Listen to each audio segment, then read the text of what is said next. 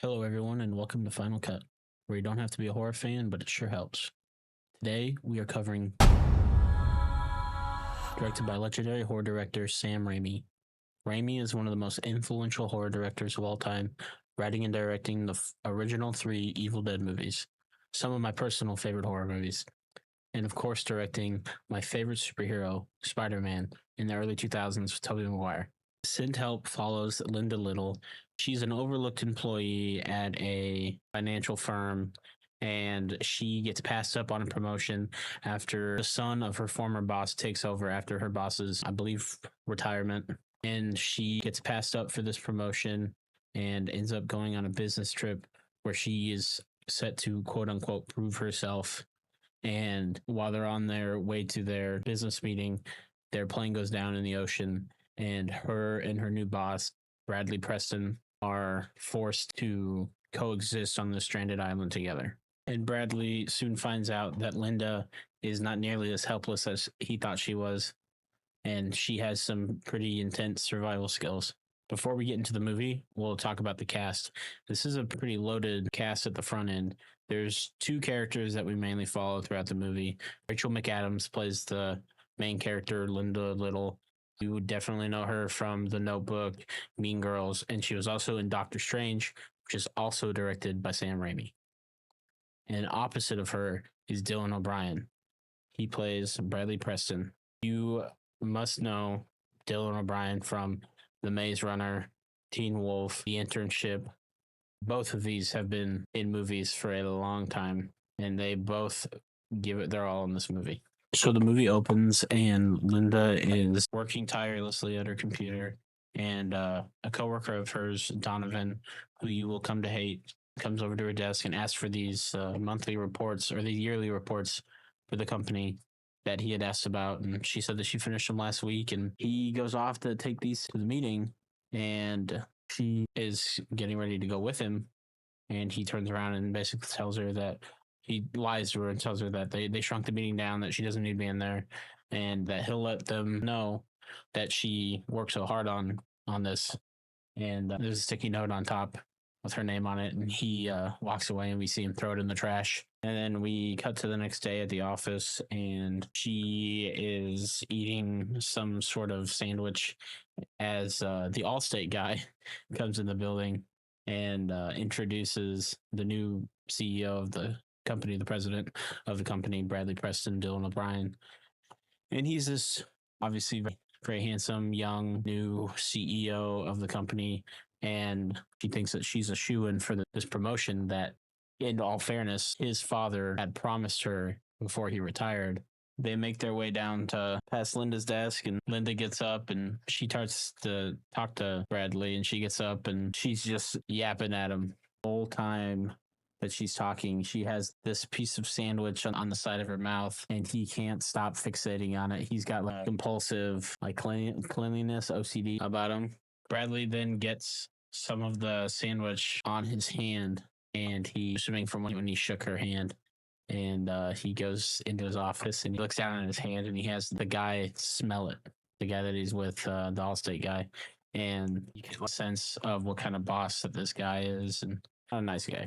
He then tells the Allstate guy that he's not going to give Linda the promotion that she was promised, and he's giving it to his pal Donovan from the opening scene.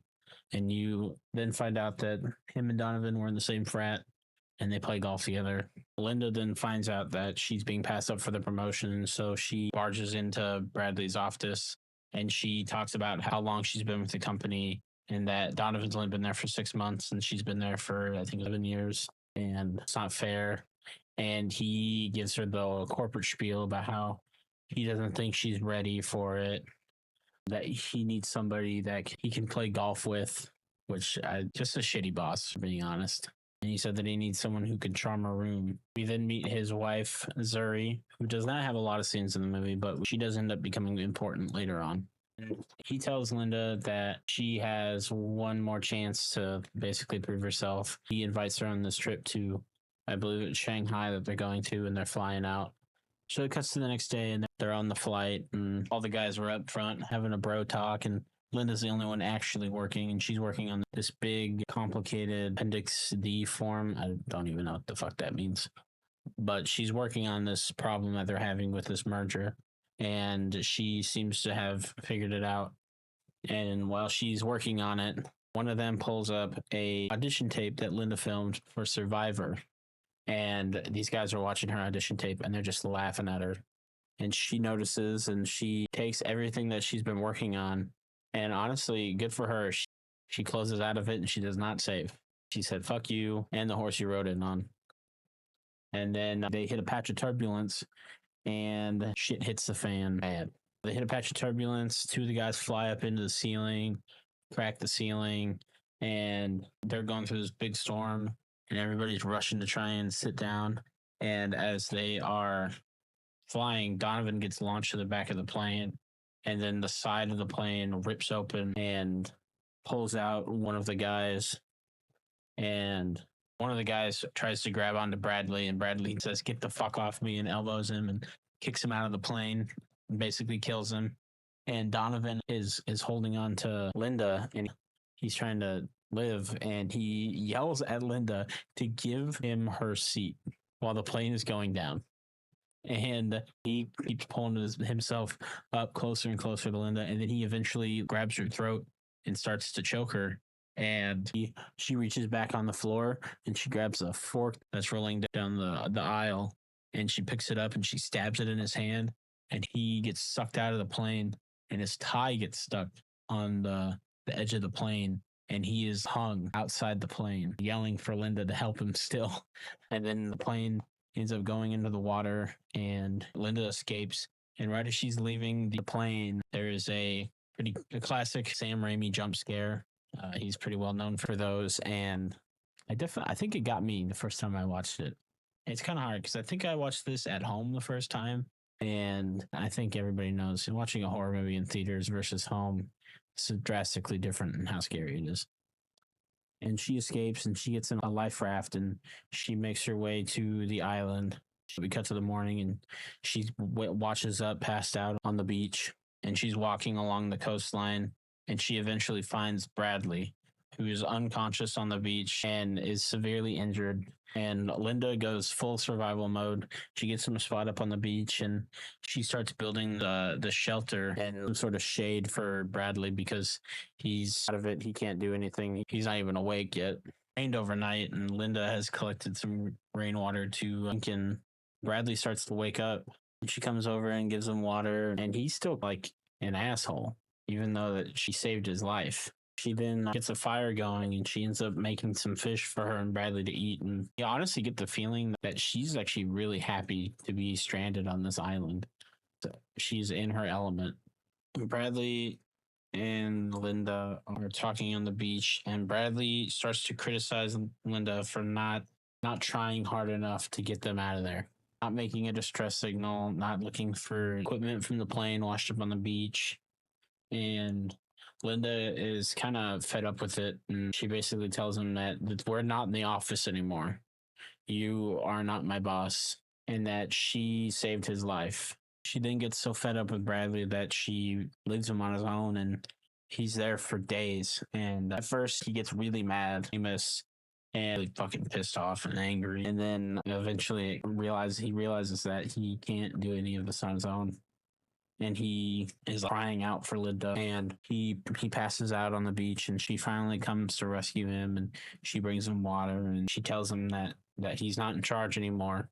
And so they have a very loose agreement on Bradley's end, and it cuts to a new day, and he's sitting on the beach, and she comes out, and she tells him that she found wild boar tracks, and that she is going to go and hunt this boar. And we get this pretty intense scene where Linda tracks this boar down and kills it.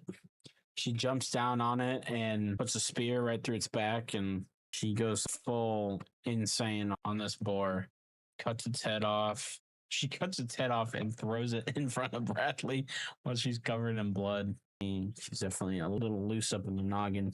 They're sitting down at night, and they're eating this boar, and they crack a joke about Linda brought home the bacon. literally. And they sit there and they laugh for like 2 or 3 minutes straight. Linda is venturing on the island. She stumbles across a waterfall and finds or sees a ship passing. And very briefly, she thinks about yelling for the ship. Then she has the realization that she doesn't want to leave. So she stops and she hides from the boat and she says, "Not yet." She is having the time of her life on this island. And she goes back to the camp and Bradley's mad at her because she makes this backpack and she's making these water bottles instead of focusing on trying to get them off the island. He's upset because they've been there for 2 weeks. They then get in this really a one-side heated argument, and Bradley tries to storm off with his gimpy leg, and he says that he's going to survive on his own. He definitely does not have the same survival skills that Linda does. He has to train to eat bugs. While we cut to Linda and she's eating this very fancy sort of meal with all these different fruits and vegetables. And then Bradley comes limping back, realize he couldn't quite truck it. They then have this really awkward conversation as if they're meeting for the first time. And he asks her to look over his character flaws. And they start to come to a mutual agreement of it being less of a take but no give relationship into a somewhat of a partnership, if anything, a little uneasy partnership. And so Linda starts to spread her knowledge of survival skills and starts to teach Bradley some of the stuff she knows. And they go for walks now, and she shows him parts of the island, and she takes him up to this cliff trail along this mountainside, and she shows him this part of the island that he should never go. There's an X on the island, and she says never to go past that. It's full of poison vines and thorn bushes, and just steer clear of it. And then Linda actually slips and she's hanging off the side of this cliff, and Bradley actually comes to her rescue and he pulls her up. And then they cut to the beach, and Linda's cooking up these green bananas. He's making these green bananas, and she's burning them. I don't know. I'm wondering, I think it brings out the sweetness in them. Actually, can't remember. And then she mentions to Bradley about toilet wine that is basically just fermented fruit, and people in prison drink it to get drunk. And she asks Bradley if he wants to get drunk. And he says, "Fuck you." So that night they get to drinking and they get pretty drunk. And then she talks about, and they get drunk. And obviously when you start drinking, you open up a little bit. And Linda opens up about her abusive marriage and that her husband was an alcoholic and he died in a drunk driving accident, and that she blames herself. That usually when he would get drunk, she would hide his keys. And one night he got really drunk and she didn't hide his keys. And he ended up going out and dying in a car crash. He then wakes up and she's pretty hungover, and she is watching Bradley bathe naked in the ocean. And she definitely has the hots for Bradley, and it seems like Bradley might be warming up to it, but at the same time, you never know. Then the storm rolls through the island and destroys their camp up on the beach, and they have to retreat back into this cave. And they get really cold from the rain, and they decide to huddle together to stay warm. And so they fall asleep in the cave, and they wake up, and he's actually gone. And you cut to him, and it kind of looks like he's trying to hide something in the forest. And he offers to help build a new camp after theirs was destroyed. And they're going to build it up on higher ground. And he found a pretty sick looking spot to build their new camp. And they got grass to sit on instead of sand. And they build this whole new teepee hut and new lean-to, nice fire pit. They got all this food. And while they're working on it, he asks for this kitchen knife that Linda found earlier in the movie to help. And I don't know. When I saw this, I thought it was odd that he asked for it. And she throws his words back in his mouth, or back in his face, and says, "Why don't you take a crack at it and try and solve it? Prove me wrong." When he says he can't do it without the knife. And he then opens up to her as they go on this walk, and he says that his time there wasn't wasted, and that he's learned a lot of valuable lessons, and it seemed like he's turning a new leaf and learning from his past transgressions, and maybe won't be such an asshole. And then he offers to make her dinner, and cut to the next day, and he makes her this pretty fancy looking dinner for survival. And it ends up actually poisoning Linda, and he knocks her out. And it cuts to Bradley storming out of the jungle with a makeshift raft that he's been hiding from Linda in an attempt to leave the island.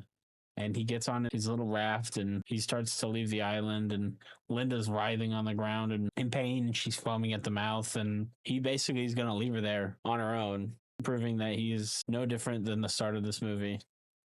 And he tries to go out in the ocean, and I don't even think he makes it 40 feet from the shore. And he gets taken out by one wave, and his whole thing just comes crashing down. And then a big wave comes and takes his raft out, and he's floating down to the bottom of the ocean. And Linda, despite her being poisoned, pulls Bradley from the ocean in an attempt to save his life. And in the process of her giving him CPR and mouth to mouth, she throws up all this food that he made her onto him while she's trying to save his life. It's really disgusting. It's like a vibrant, bright yellow. And then we wake up the next morning and he's trying to downplay what he did last night and that he was just trying to knock her out. And he just keeps saying sorry. And then so she starts to cry and a little weenie, and she feeds him this food, and it ends up being a poison that paralyzes Bradley. She then, as Bradley's paranoid, she tells him the story about this dog, and that he was a very disobedient dog. And as she's telling the story, she starts to pull down Bradley's pants, and she's sharpening her knife, and he can't bear to look. I don't even know if he could turn his head and feel anything. And she makes this slicing noise down by his crotch, and he thinks that she's cutting his dick off. And then she pulls out a rat that she cut down by his crotch, and she says that next time it won't be a rat. So then tensions are pretty high, and she's on edge all the time around Bradley, and she's out getting fruit, and the boat comes back that Linda saw earlier, and there's two people on it. There's some sort of guide, and Bradley's wife, Zuri, fiance, sorry, I should say. And she's so excited to see her. She's so excited to see Linda. And honestly, Zuri seems like a really nice person. It's kind of tragic that she's in this movie. And obviously, she really does care about Bradley, which is nice. And she offers to take Zuri and the guide back to find Bradley. And she takes Zuri and this guide up to the cliff that she almost fell off of earlier in the movie. And she stops to tie her shoe at the top of this, at the curve or at the turn. And Zuri slips off the side, and she's hanging onto the cliff. And the guide is trying to pull Zuri up, and he asks for help.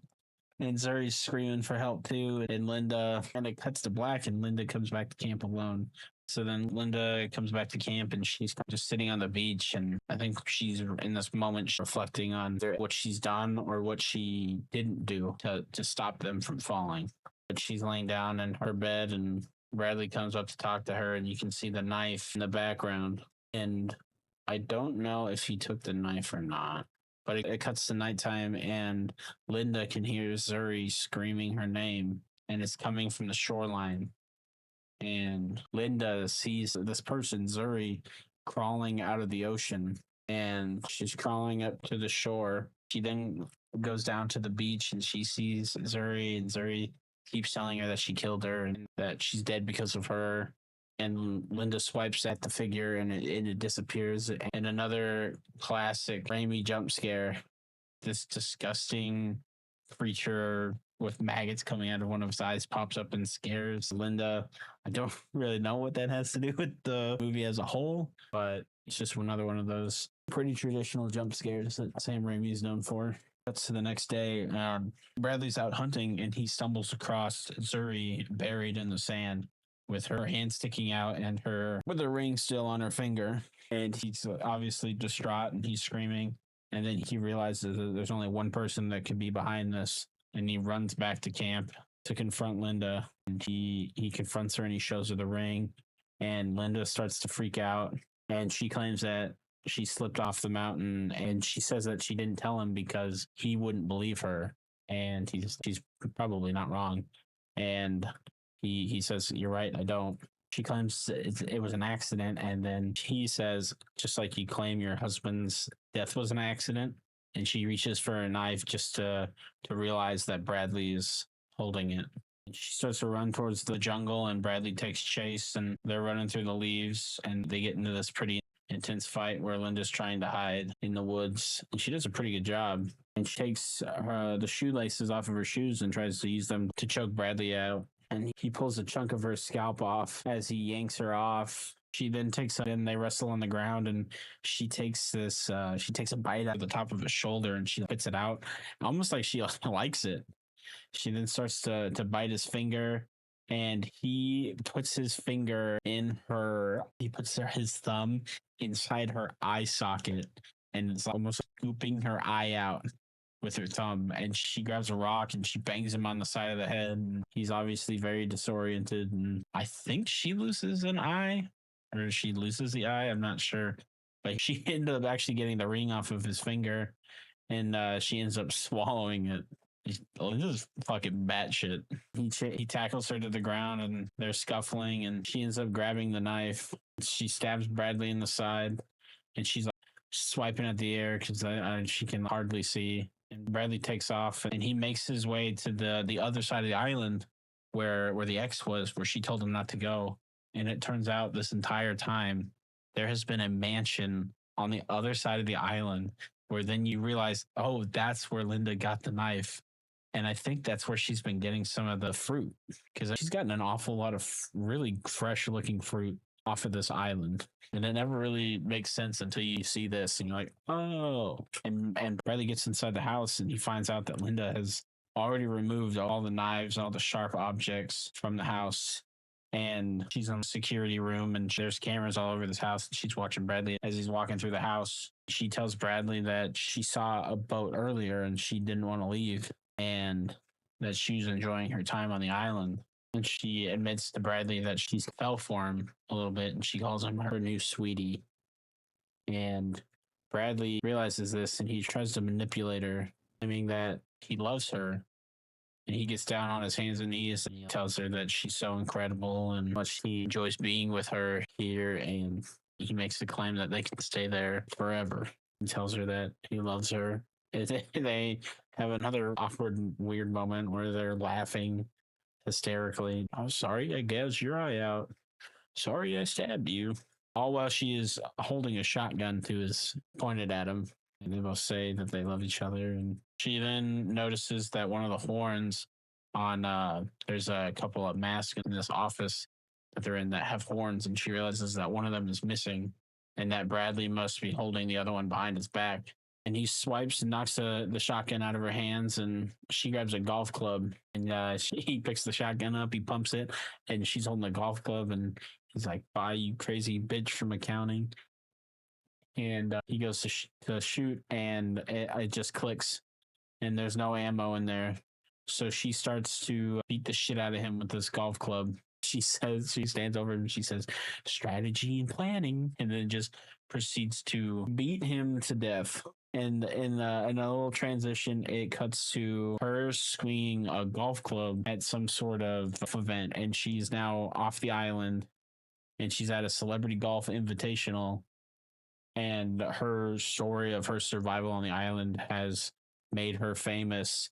And she talks about the memory of her lost colleagues, and she writes a self-help book, and and the title is No One's Coming, so you better start saving yourself, which honestly is a pretty good title for a movie. And she drives off and driving on the PCH with her parrot in the back seat, and she gives one last wink to the camera.